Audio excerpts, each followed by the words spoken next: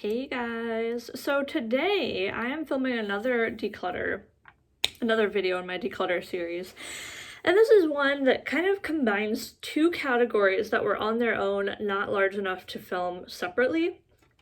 And one is face palettes, and one is like cream and liquid eyeshadows. So I have like 4 face palettes, not many, and then a mixture of like shadow sticks, super shocks, elf and stila, liquid glitters, that sort of thing. So I just thought I'd combine them so it was a more robust video. So let's get into it. All right, guys, normally I film with a blanket on the ground, but I didn't do that today, and I hope that's okay with you. I think that there's something to be said for just keeping it real on YouTube. I don't have a beautiful background or like hardwood floors or a marble countertop. I have crappy old carpeting because the house that we bought was a rental, and we're in the process of fixing it up, but dang yo, flooring's expensive. So without further ado, let's talk about face palettes. I only have 4, and these are them. These are they. Okay, so this is from the brand Amuse Cosmetics. It's the Bronzer, Blush, and Highlight palette.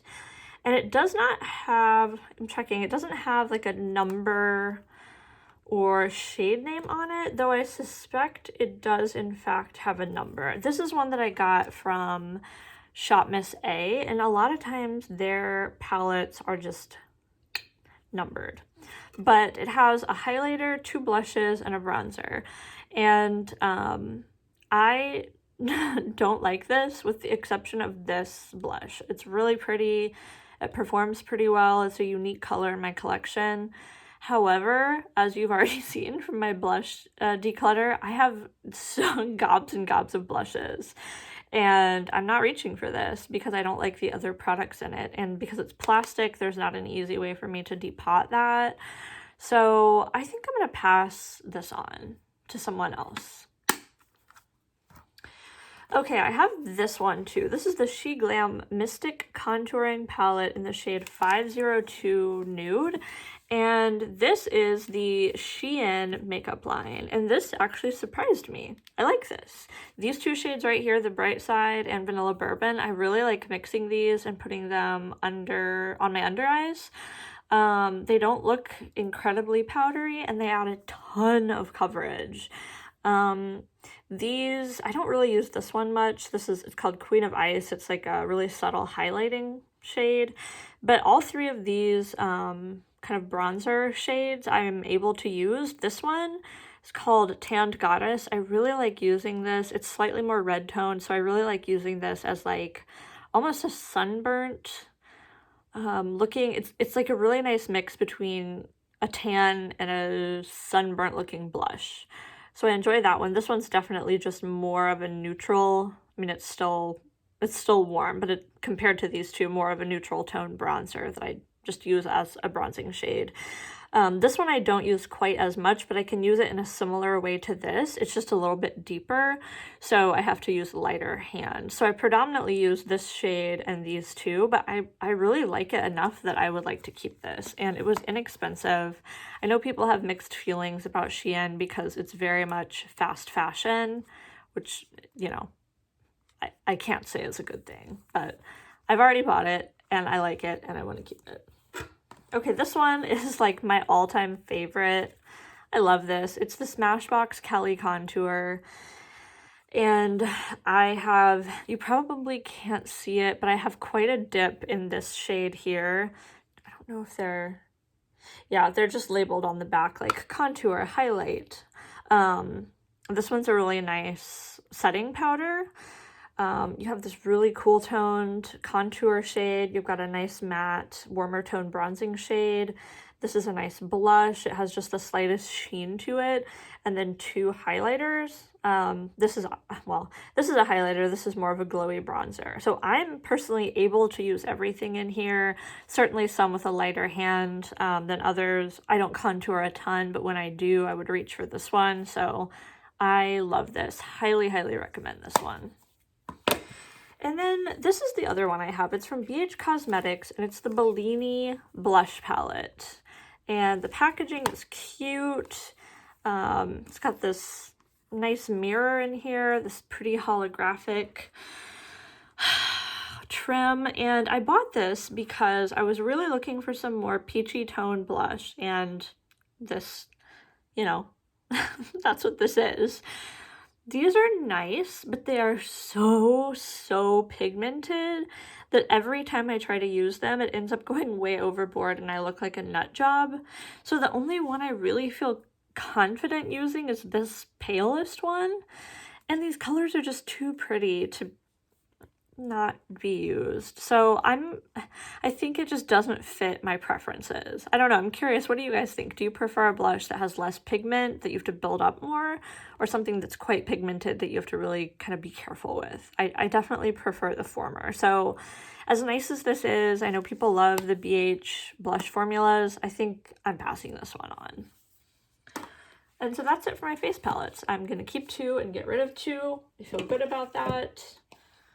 Now time for my cream and liquid shadows.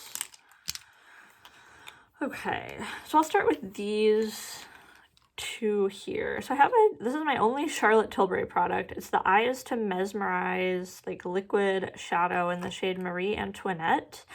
And I bought this as a recommendation from Jessica Braun. It's this really pretty bronzy tone, and I like this a lot. It wears really well, it doesn't crease, and it was expensive as all get out, so I'm definitely keeping that, and I do enjoy it.